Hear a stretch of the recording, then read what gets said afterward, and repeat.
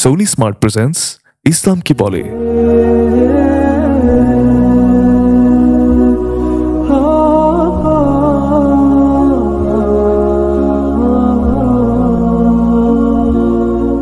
আসসালামু আলাইকুম ওরহমতুল্লাহি ওবরাকাতুহু। ইন্নাল হামদুলিল্লাহ ওয়াসসালাতু ওয়াসসালামু আলা রাসূলিল্লাহ ওয়া বা'দ। প্রিয় দর্শক শ্রোতা, আশা করি রব্বে কারীম আপনাদের সকলকে ভালো রেখেছেন। পবিত্র জুমার দিন আপনাদের সকলকে আন্তরিক প্রীতি ও শুভেচ্ছা জানিয়ে এটিএন নিউজের জুমাবারের বিশেষ আয়োজন সনি স্মার্ট নিবেদিত ইসলাম কি বলে অনুষ্ঠানটি শুরু করছি আমি নিজাম বিন মুহিব। প্রিয় দর্শক, আজকে আমরা যে বিষয়ে গুরুত্বপূর্ণ আলোচনা শুনতে চাইব আমাদের প্রিয় স্কলারের কাছ থেকে, তা হচ্ছে ইসলামের আয়নায় রাজনৈতিক শিষ্টাচার। আর এ বিষয়ে কথা বলবার জন্য আমরা আমন্ত্রণ জানিয়েছি একজন বিদগ্ধ স্কলারকে। আমাদের আমন্ত্রণ গ্রহণ করে স্টুডিওতে এসেছেন আমাদের প্রিয় স্কলার, মিসবাহুল উলুম কামিল মাদ্রাসার স্বনামধন্য প্রধান মুহাদ্দিস ফদিলাতুশ শেখ মুহাদ্দিস মাহমুদুল হাসান। আসসালামু আলাইকুম ওরহমতুল্লাহি ওবরাকাতুহু। ওয়ালাইকুম আসসালাম ওরহমতুল্লাহি ওবরাকাতুহু। উস্তাজ কেমন আছেন? আলহামদুলিল্লাহ, আপনি কেমন আছেন? আলহামদুলিল্লাহ, আমরাও ভালো আছি। আপনাকে আমাদের আজকের আয়োজনে স্বাগত জানাচ্ছি। শুকরান।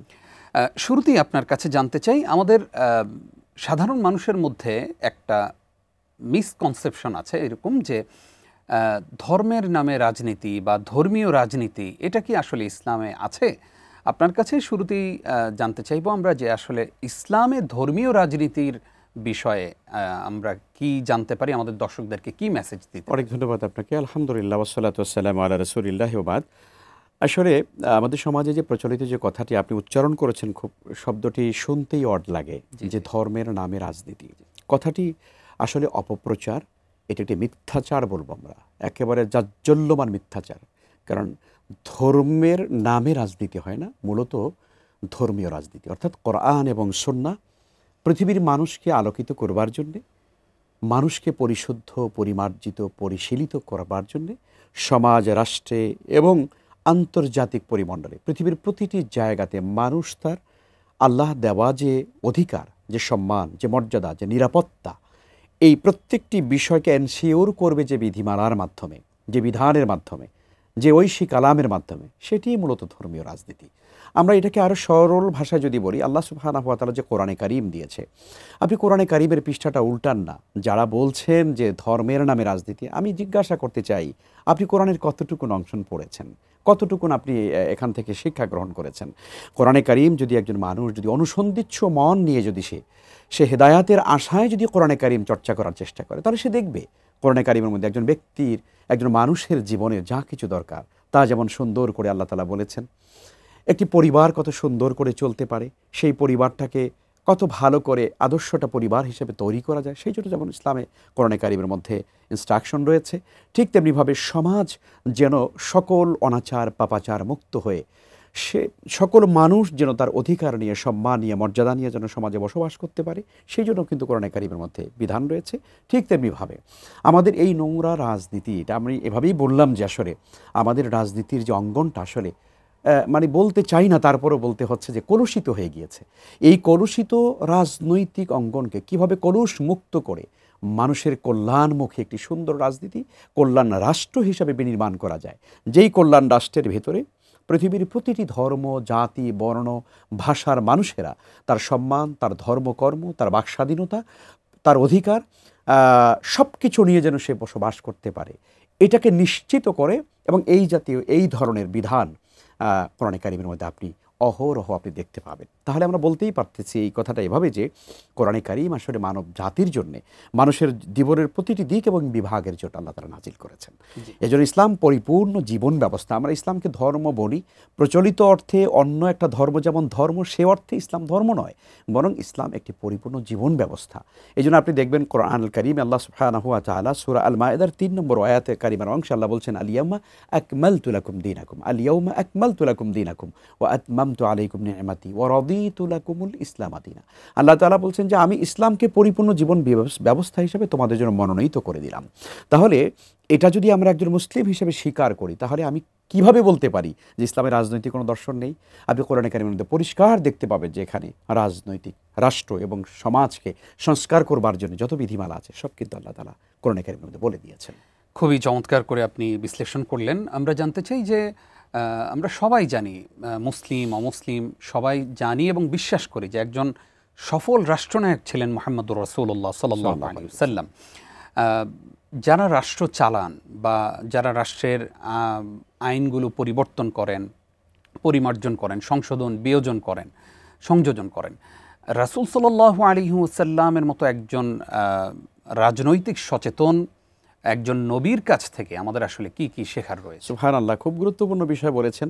আল্লাহ সুবহানাহু ওয়া তাআলা সে বিষয়টা তো বলেই দিয়েছেন কোরআনুল কারীমে, যে লাকাদ কানা লাকুম ফি রাসূলিল্লাহি উসওয়াতুন হাসানাহ, যে তোমাদের জন্য বিশ্বনবীর জীবনে রয়েছে উত্তম আদর্শ, উত্তম মডেল, লেটেস্ট মডেল যেটাকে আমরা বলি। অর্থাৎ মানুষের জন্য সর্বাধুনিক যে জীবন ব্যবস্থা দরকার, সেটি রাষ্ট্রের হতে পারে, পরিবারের হতে পারে, অর্থনীতির হতে পারে, সমাজের জন্য হতে পারে, শিক্ষা ব্যবস্থার জন্য হতে পারে, সাংস্কৃতিক অঙ্গনের জন্য হতে পারে। আপনি কোন দিকটায় যাবেন, যে দিকটা আমার নবীজির জীবনে শ্রেষ্ঠ কোনো মডেল নেই।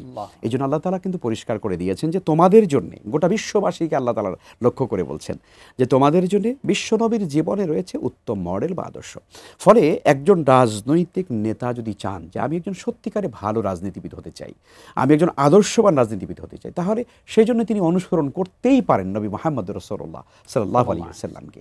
রাসূল সাল্লাল্লাহু আলাইহি ওয়াসাল্লাম যার জীবনে কোনো মিথ্যা ছিল না, মানুষকে কোনো প্রতারণা ছিল না, মানুষকে ঠকানো ছিল না, মানুষের সঙ্গে কোনো ধরনের বিবাদ, আমরা জানি যে রাসূল সাল্লাল্লাহু আলাইহি ওয়াসাল্লামের জীবনের প্রতিটি ক্ষেত্রে তিনি সবসময় কী করতেন, মানে এড়িয়ে চলতেন, সংঘাত এড়িয়ে চলতেন, তাই না?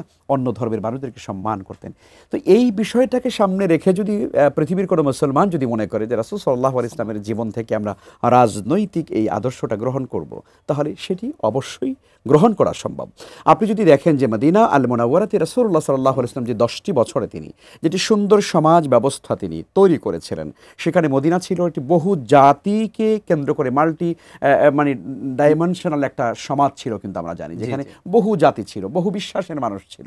অথচ রাসূল সাল্লাল্লাহু আলাইহি ওয়াসাল্লাম সেখানে গিয়ে সকল জাতি, ধর্ম, বর্ণ এবং বিশ্বাসের মানুষদেরকে নিয়ে তিনি ঐক্যবদ্ধ একটি রাষ্ট্র তিনি তৈরি করেছিলেন, যেখানে তিনি সবার অধিকারকে নিশ্চিত করেছেন, সবার ধর্ম কর্ম পালন করবার অধিকার তিনি নিশ্চিত করেছিলেন।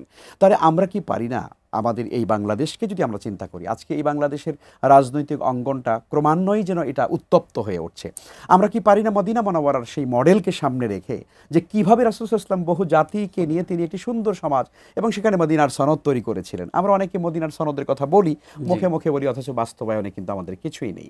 এই জন্য আমরা মনে করি এই ঝঞ্ঝা বিক্ষুব্ধ বাংলাদেশের যে এই রাজনৈতিক অস্থিরতা, এটাকে যদি আমরা একেবারেই প্রশমিত করতে চাই, ঠান্ডা করতে চাই, সকল মানুষের অধিকার যদি নিশ্চিত করতে চাই, তাহলে নবী মুহাম্মদ রাসূলুল্লাহ সাল্লাল্লাহু আলাইহি ওয়াসাল্লামের মদিনা আল মুনাওয়ারার 10 বছরের সেই মডেলটাকে আমরা আমাদের বাংলাদেশে এটাকে এনে সেট করে দিলেই আমার মনে হয় যে এই দেশটা শান্ত হয়ে যাবে ইনশাআল্লাহ। জাযাকাল্লাহ খাইর। খুবই গুরুত্বপূর্ণ আরও একটি পয়েন্ট আপনি আমাদের সঙ্গে গুরুত্বপূর্ণ আলোচনা উপস্থাপন করেছেন। আসবো আপনার কাছে আবারও ইনশাআল্লাহ ছোট্ট একটি বিরতির পর। প্রিয় দর্শক, আপনারা দেখছেন সনি স্মার্ট প্রেজেন্টস ইসলাম কি বলে অনুষ্ঠানের এ পর্যায়ে নিচ্ছি ছোট্ট একটি বিরতি, সঙ্গেই থাকুন।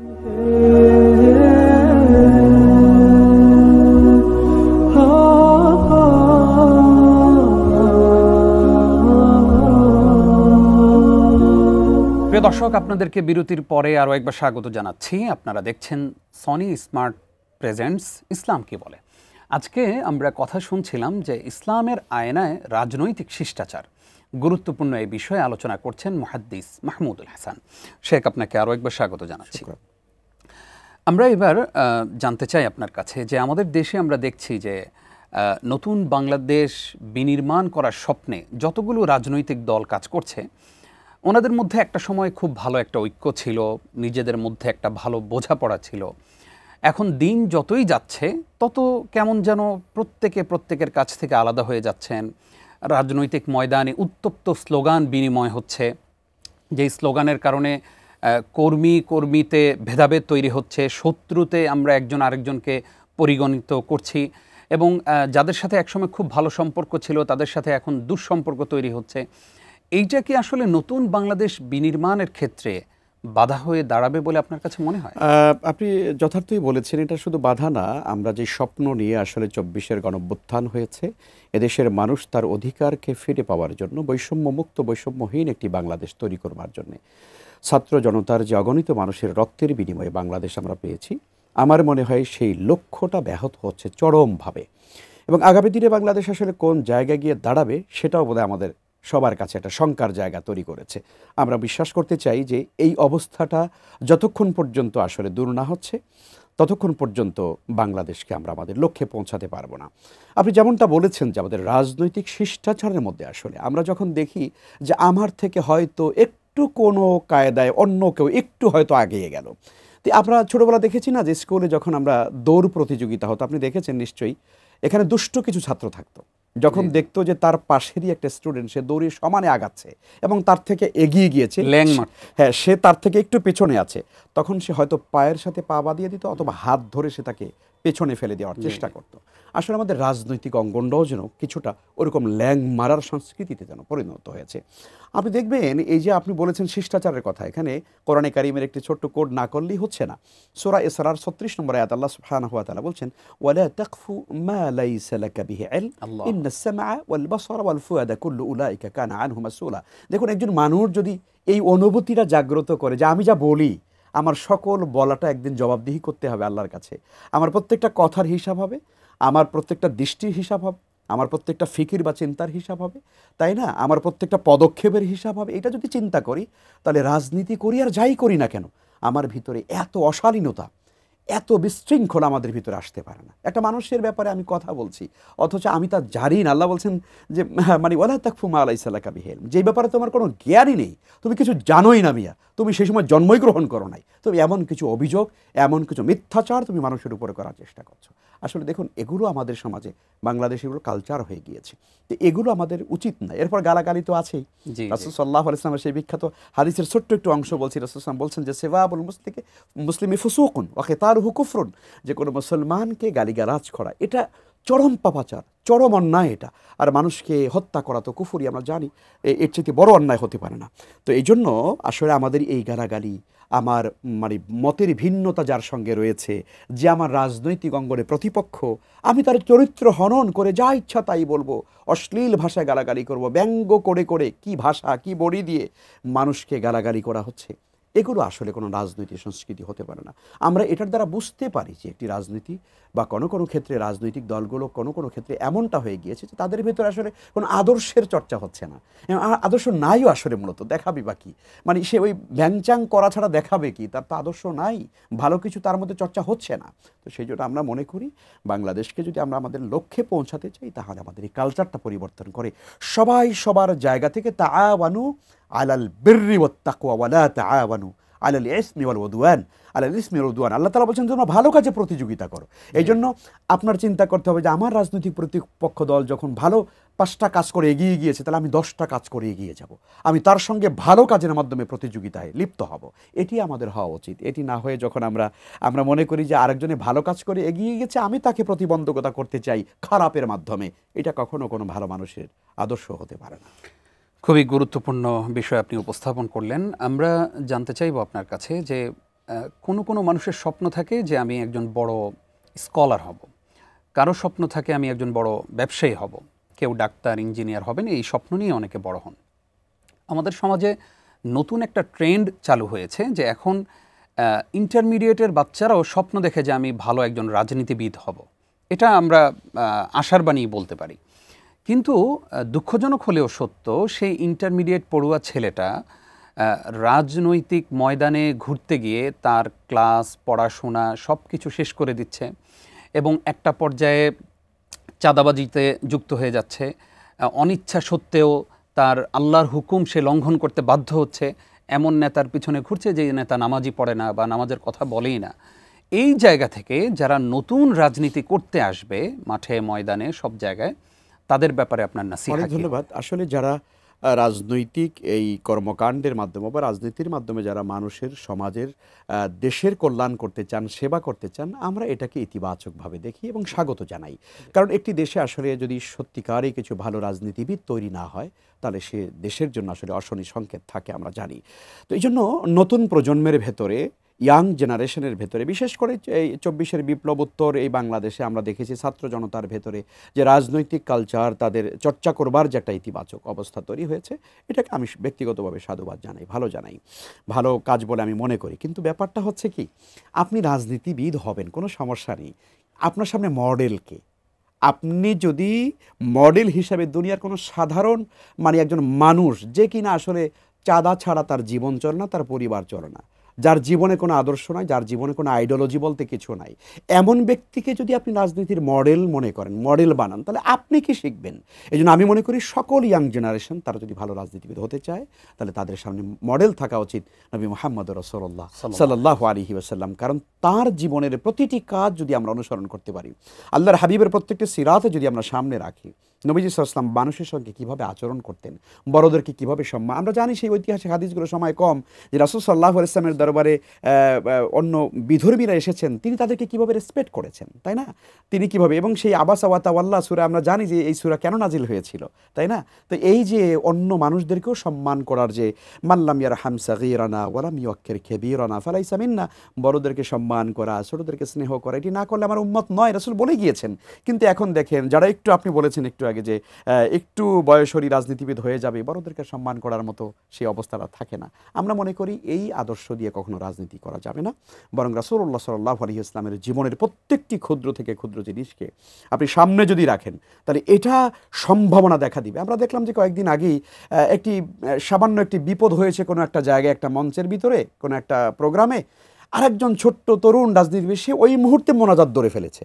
মানে এটা কিন্তু দেখেন কেউ তাকে বলে দেয়নি যে তুমি এখন দোয়া করো, কিন্তু এটি তার হৃদয় জাগ্রত হয়েছে। আরেকটি দলের নেতৃবৃন্দ কিন্তু সাথে সাথে হসপিটালে চলে গেছে, হ্যাঁ, ওনাকে দেখতে। হ্যাঁ, তো এই যে দেখেন আরেকটি দল, সেটা আমরা দেখলাম। তো এই যে মানে আমাদের কখন কি করতে হবে, এই যে অনুভূতিটা, এটাই কিন্তু বলে দেয় যে একজন মানুষ ভবিষ্যতে সে কোন জায়গায় যেতে পারবে। তা আমরা মনে করি আমাদের ইয়াং জেনারেশন, তরুণ প্রজন্মকে সত্যিকারে তারা দেশের খেদমত, দেশের কল্যাণ যদি তারা করতে চান, তাহলে ইসলামের এই যে আইডিওলজি, রাসূল সাল্লাল্লাহু আলাইহি ওয়াসাল্লামের জীবন এবং তার কর্ম, সেটাকে সামনে রেখে সে যদি প্র্যাকটিস করার চেষ্টা করে, আমি বিশ্বাস করি তারা ভবিষ্যতে বাংলাদেশে অনেক ভালো করতে পারবে ইনশাআল্লাহ। আমরা একদম সংক্ষেপে জানবো আপনার কাছে যে রাজনৈতিক শিষ্টাচার নিয়ে আমরা আলোচনা শুনছিলাম।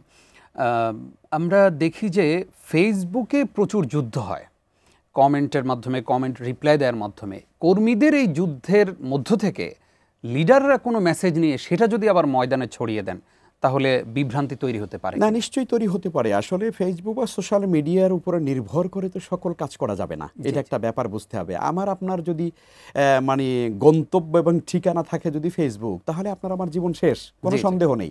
কোনো পলিটিক্যাল লিডার যদি তিনি কর্মীদের মন্তব্যের উপর ভিত্তি করে তিনি যদি কোনো সিদ্ধান্ত নিতে যান, কমেন্টের উপরে, এবং তিনি যদি কমেন্টার উপরে ভিত্তি করে যদি কোনো সিদ্ধান্তে যান, আমি মনে করি এটা কখনো উচিত না। কারণ কর্মীরা কখনো কখনো তারা আবেগে পড়ে, তারা অন্যের উপরে একটু আক্রমণাত্মকভাবে কিছু কথা লেখার চেষ্টা করে। কিন্তু সত্যিকার যিনি রাজনীতিবিদ, তিনি এই কথার উপরে ভিত্তি করি আসলে তিনি কোনো সিদ্ধান্ত নেবেন না। তিনি তার প্রজ্ঞা দিয়ে, তার মেধা দিয়ে, তার যোগ্যতা দিয়ে মানুষকে আপন করবার জন্য তিনি চেষ্টা করবেন ইনশাআল্লাহ। জাযাকাল্লাহ খাইর। আপনার এই গুরুত্বপূর্ণ মেসেজ নিয়ে আমাদের নতুন তরুণ প্রজন্মের রাজনীতিবিদরা শিক্ষা নিয়ে সামনে এগিয়ে যাবে, নতুন বাংলাদেশ বিনির্মাণ করবে, সেই প্রত্যাশা সবার কাছে। আপনি কষ্ট করে সময় দেওয়ার জন্য আপনাকে ধন্যবাদ। প্রিয় দর্শক, আপনারা এতক্ষণ দেখছিলেন সনি স্মার্ট প্রেজেন্টস ইসলাম কি বলে। আজ এই পর্যন্তই। আগামী সপ্তাহের পর্ব দেখবেন, সেই প্রত্যাশায় বিদায় নিচ্ছি। নিজাম বিন মুহিব। আসসালামু আলাইকুম ওয়া রাহমাতুল্লাহি ওয়া বারাকাতুহু।